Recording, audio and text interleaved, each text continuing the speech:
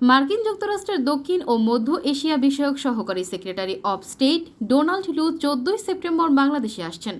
Washington এবং বাংলাদেশের পররাষ্ট্র মন্ত্রণালয় সূত্রে জানা গেছে, ডোনাল্ড লু মার্কিন যুক্তরাষ্ট্রের একটি উচ্চ পর্যায়ের প্রতিনিধি দলের নেতৃত্ব দেবেন। তিনি 14 থেকে 16 সেপ্টেম্বর পর্যন্ত বাংলাদেশ সফর করবেন। কূটনৈতিক সূত্রগুলো জানায়, ডোনাল্ড লুর এই সফর অত্যন্ত গুরুত্বপূর্ণ।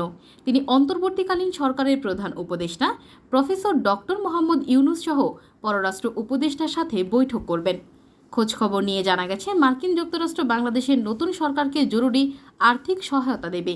এছাড়া বাংলাদেশ থেকে পাচার হয়ে যাওয়া অর্থ ফেরত আনা বিষয়ে মার্কিন কারিগরি সহযোগিতার বিষয়টি নিয়ে আলোচনা করা হবে। জানা গেছে, বাংলাদেশ এবং মার্কিন যুক্তরাষ্ট্রের দ্বিপাক্ষিক কয়েকটি গুরুত্বপূর্ণ বিষয় নিয়ে অন্তর্বর্তীকালীন সরকারের কর্তা ব্যক্তিদের সাথে আলোচনা করবেন ডোনাল্ড লু।